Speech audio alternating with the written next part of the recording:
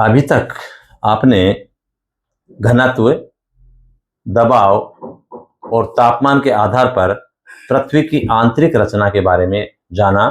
आज हम करेंगे भूकंपीय तरंगों के आधार पर पृथ्वी की आंतरिक रचना कैसी है। Interior of the earth on the basis of earthquake waves. ये आज हम देखेंगे कि हमारे 3 प्रकार की भूकंपीय तरंगे हैं। पहली है पी वेव, जिसे हम प्राइमरी वेव भी कहते हैं, हिंदी में प्राथमिक तरंगे कहते हैं। सेकेंडरी वेव एस वेव, और इसको द्वितीय तरंग भी कहते हैं।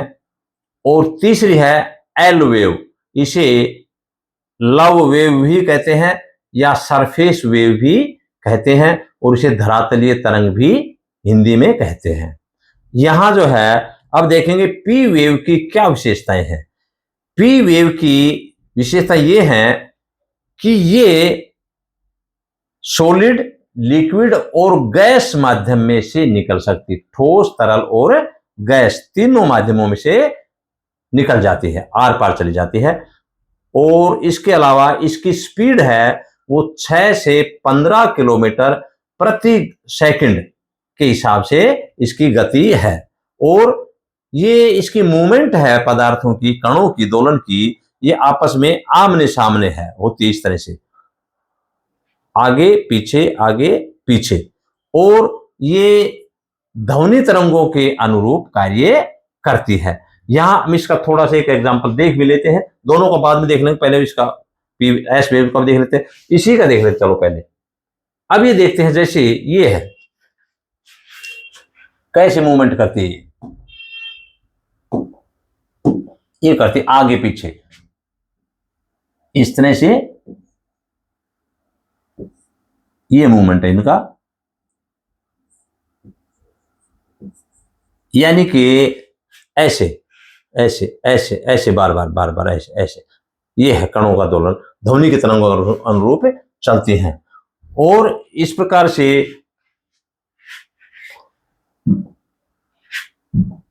हमारा जो ये तो प्राइमरी वेव्स की बात हो गई, इनका एक डायग्राम आपका ऐसे भी दिखाएंगे आप इसके अंदर। दूसरा है एस वेव, इनकी गति 4 किलोमीटर प्रति सेकंड के हिसाब से होती है। और ये वेव एस वेव्स या द्वितीय वेव, सेकेंडरी वेव, ये केवल ठोस भाग में से ही गुजर सकती है। ये तरल भाग आते ही रुक जाती है, उसमें एंट्री ही नहीं कर पाती है। और इसके अलावा ये हमारी जल तरंगे चलती है, ऐसे ऐसे चलती है, ऐसे ऐसे, ऊपर फिर नीचे, फिर ऊपर नीचे, इस तरह से इनकी मूवमेंट होती है, ऊपर नीचे इस तरह से होती है। और अब इसका देखेंगे आप, ये मूवमेंट कैसे करते हैं।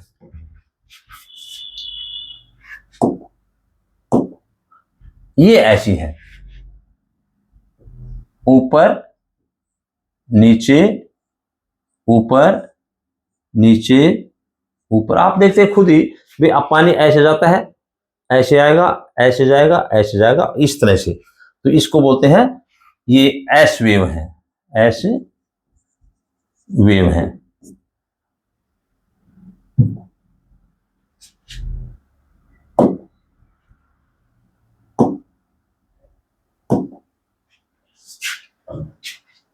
तो पी, एस और एल वेव के बारे में और देख लेते हैं। ये सरफेस वेव भी कहते हैं, ये धरातल पर ही चलती है और इसकी गति 3.5 किलोमीटर प्रति सेकंड के हिसाब से होती है। और एल वेव्स की खास बात यह है कि ये ठोस, तरल और गैस तीनों माध्यमों में से ही गुजर सकती हैं, लेकिन ये धरातल पर ही चलेंगी, अंदर नहीं घुस पाती हैं।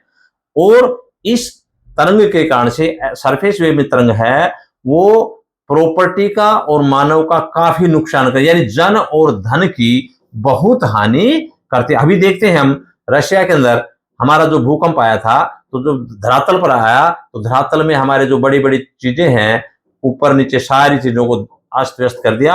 और समुद्र का पानी की तो यह हालत हो गई कि सुनामी आने की पूरी पूरी जो है संभावनाएं बन गई, और सुनामी के कारण से जो तटों पर रहने वाले लोग हैं उनको एकदम जो है काफी दिक्कतों का सामना करना पड़ता है, क्योंकि पानी जो चढ़ता है तो कम से कम कई बार तो 30-40 मीटर हो जाता है, इससे कम भी हो सकता है, कम कई बार बहुत ऊंचा चला जाता है पानी, और फिर जो है किनारों को क्रॉस करके और आसपास के क्षेत्र में बड़ी बाढ़ की तबाही मचाता है। तो ये हो गया हमारे प्राइमरी, सेकेंडरी और टर्सरी वेव्स की, ये हमारी जो 3 वेव्स हैं उसकी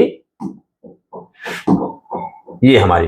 अब हम देखेंगे कि ये वेव्स हैं, इनकी गति समान नहीं होती है, सबकी अलग अलग गति होती है, किसी की 6 से 7, किसी की 3 से 4, किसी की अलग अलग, तो कुल मिलाकर के सभी की स्पीड है वो अलग अलग होती है। स्पीड अलग अलग है तो इसका बिहेवियर भी अलग अलग अनुसार ही चलेगा। सबसे पहले जहां से भूकंप स्टार्ट होता है उसे हम कहते हैं सेस्मिक फोकस, और उसके बाद में जहां सबसे पहले धरातल पर, जैसे हमारे एकदम जहां से अंदर स्टार्ट हुआ उसको सेस्मिक फोकस, और एकदम जो है उसके ऊपर सीधे धरातल पर आता है, उसी बिंदु पर धरातल के एकदम ऊपर आता है, उसे कहते हैं एपी सेंटर, हिंदी में कहते हैं अधिकेंद्र।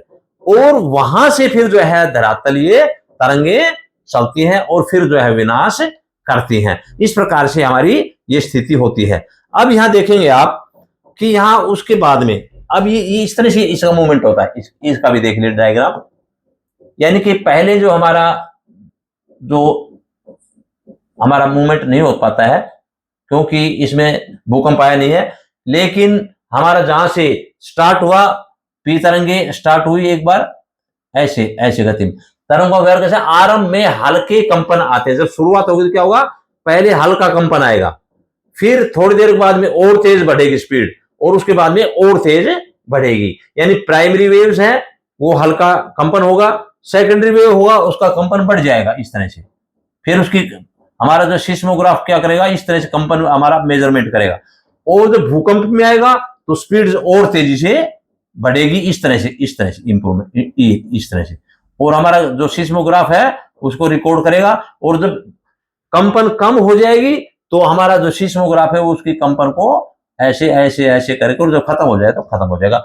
इस प्रकार से हमारी प्राइमरी वेव्स, सेकेंडरी वेव्स और एल वेव्स, धरातलीय तरंगे हैं, इनका बिहेवियर होता है। अभी आप समझ ही गए होंगे बिल्कुल कि हमारी पहले स्पीड कम, तेज और फिर और ज्यादा तेज। जैसे अभी 2-3 दिन पहले ही तो आपने देखा है रशिया के अंदर जो भूकंप आया था वो यही तो था, भूकंप आया 8 पॉइंट इससे ज्यादा ही है कुछ, वो उस गति से हमारा भूकंप आया, और सुनामी की पूरी पूरी जापान के आसपास के क्षेत्र में और रशिया के आसपास क्षेत्र में हमारा सुनामी की संभावना रही, और यहां तक भी हो गया कि वोल्केनो भी फट गया और नीचे का जो गरम गरम पदार्थ वो भी बाहर आने लग गया। तो ये देखते हैं हम ये हमारी वेव्स के विभाग। अब हम देखेंगे कि अब जो है हम देखेंगे कि डायग्राम के आधार पर कैसे देखें कि हमारी पृथ्वी, अब ये हमारा समझ लीजिए ग्लोब है और ये हमने बना दिया ग्लोब का चित्र। अब ग्लोब के चित्र के अंदर अब हम देखेंगे पढ़ करके कि कैसे कैसे एंट्री करती है, कैसे करती। देखिए आप, अब ये दोनों एक ही है बात, तो ये हमारा कलर्ड जो है मैप नक्शा है, और ये हमारा डायग्राम जो कौन सा है, ये ब्लैक एंड व्हाइट इतना यंत्र पर। इसमें समझने के लिए बिल्कुल क्लियर आप समझ सकते हैं कैसे स्थिति क्या है। देखिए मैं आपको इसमें सीधा सीधा समझाता हूँ, इसमें ज्यादा लाइन है, इसमें थोड़ा कम है समझाने के लिए, और कोई बात नहीं। जैसे मैं पी वेव्स की बताता हूँ, पी वेव्स किसमें हो जाती है, सॉलिड, लिक्विड और गैस। तो पहले मैं पी वेव्स को बनाता हूँ, यहां से जब भूकंप केंद्र है स्टार्ट हुआ, अब ये पी वेव्स स्टार्ट हुई, एस वेव को छोड़ दो, दूसरा डायग्राम बनाऊंगा मैं रंग, पी वेव्स को बना लो, पी वेव्स ऐसे, पी वेव गई, ये पी वेव गई। अब एस वेव्स, अब इसका एस वेव है, पी वेव के बाद में एस वेव, ये सफेद कलर है इसका, ये एस कलर, ये एस गई, उसके बाद में पी के बाद फिर एस आई, और ये कहां तक आ गई, 2900 किलोमीटर तक आ गई गहराई में। लेकिन 2900 के बाद में सिर्फ और सिर्फ हमारी जो है ये पी वेव जो लाल कलर की है वो ही एंट्री कर पाई आगे। ये इसके बाद में ये जो है जो कोर एरिया आ गया, 2900 किलोमीटर के बाद में ये एक और एरिया, इसमें सिर्फ पी वेव ही एंट्री कर पा रही है, ये देखिए आप, और एस वेव है बिल्कुल भी एंट्री नहीं, ये सॉरी ये हमारे पी वेव ही एंट्री कर पा रही, क्योंकि ये सॉलिड, लिक्विड और गैस में से गुजर सकती है, और एस वेव है वो सिर्फ ठोस भाग में ही गुजर सकती है। तो ये हमारा जो है इस तरह से रिफ्लेक्ट हो गई। और अब देखेंगे आप इसके बाद में, अब ये जो भाग है, ये क्षेत्र 103 डिग्री से और 140 डिग्री के आसपास का बीच का जो भाग है, इसमें कोई भी तरंग एंट्री नहीं कर पाई, न पी कर पाई न एस कर पाई। इसका मतलब है कि जहां पर तरंगे एंट्री नहीं कर पाती हैं उसे हम शैडो एरिया कहते, छाया क्षेत्र कहते हैं। तो ये हो गया हमारा शैडो एरिया, शैडो एरिया। इसी प्रकार से ये भी है शैडो एरिया। अब इससे आपको समझ में आ गया होगा कि सिर्फ पी वेव ही एंट्री कर पाई, और पी वेव किस में करती है, सॉलिड, लिक्विड और गैस। इसका मतलब है पृथ्वी का अंदरूनी भाग, ये भाग जो है ये तरल पदार्थ का बना हुआ है। एस वेव क्यों एंट्री नहीं कर पाई, एस वेव कब स्पष्ट हो गया, एस वेव सिर्फ और सिर्फ ठोस भाग में ही एंट्री कर पाती, लिक्विड आते हुए खत्म हो जाते, लुप्त हो जाते हैं। इसलिए आपकी जो ये एस वेव है, ये एस वेव, ये एस वेव है, इसमें एंट्री कर ही नहीं पाई। तो इसका मतलब है यहां तक 2900 किलोमीटर तक गहराई में इंटीरियर में ठोस भाग है, और 2900 के बाद में लिक्विड स्टार्ट हो जाता है। इससे पता चला पृथ्वी का अंदरूनी भाग हमारा तरल पदार्थ का बना हुआ है, और इसका घनत्व भी बढ़ जाता है। हमने देखा सियाल सीमा नीफेस ने बताया था, तो इंटीरियर ऑफ द अर्थ है उसका घनत्व 11 से 12 है। इसका मतलब है अंदरूनी भाग है वो लोहे जैसी भारी चीजों का बना हुआ है, और उसका घनत्व भी ज्यादा है। और इस प्रकार से हम देख सकते हैं कि यहां तीसरा पॉइंट ये होगा, इसकी लेयर भी बनती है, इसके साथ साथ ऊपर ठोस भाग, फिर लिक्विड भाग आ गया। तो इससे पता चलता है कि हमारा जो है अंदरूनी भाग है वो लिक्विड भाग का है, और हमारी अनेक परतें बनी हुई हैं, और इसका डेंसिटी वो ज्यादा पाया जाता है। इसके अलावा एक और एग्जांपल भी आप देख लीजिए, बढ़िया समझ देख लिए। यहां देखेंगे आप, देखिए आप, अब यहां प्राइमरी, सेकेंडरी और एल वेव्स, हमने 3 वेव देखी थी अभी। लेकिन 1909 के अंदर क्रोएशिया गणतंत्र के, यूरोप के अंदर क्रोएशिया गणतंत्र है, वहां की कुल्पा घाटी है, उस कुल्पा घाटी में एक भूकंप आया था, और उसमें हमारे जो जैफरे साहब हैं उन्होंने एक वेव अलग से जानी थी, उसका नाम था पीजी और एसजी वेव्स। ये हमारे जो है, ये देखिए आप, यानी कि ये पीजी और एसजी, ये वेव, ये तरंग और देखी उन्होंने कि भाई ऐसे स्थानों पर जहां ग्रेनाइट की रोक हो, जहां सेडिमेंट्री रोक हो, वहां पर पीजी और एसजी वेव ही एंट्री कर पाते हैं। तो इसका मतलब ये हुआ कि पीजी और एसजी वेव्स भी हैं जो सिर्फ जो है 2.7 घनत्व होता है उसमें ही एंट्री करते हैं। उसके बाद में 1923 में कोनार्ड महोदय ने पी स्टार के बारे में किया। यहां जो देखिए आप, यहां पी स्टार हमारी जो एक वेव है, सेस्मिक वेव है, उसकी जानकारी 1923 में कोनार्ड महोदय ने बताया, और उसने बताया कि इसकी स्पीड 6 से 7 किलोमीटर प्रति सेकंड है। इसी प्रकार से 1926 में S wave, S star wave का पता चला जैफरे महोदय ने, और उन्होंने बताया कि ये हमारी मध्यवर्ती परत में ही गुजर सकती है और नीचे नहीं एंट्री कर सकती। तो इस प्रकार से हमारे ऊपरी परत हो गई एक, तो जो पीजी और एसजी हमारी जो वेव्स हैं इनसे पता चला।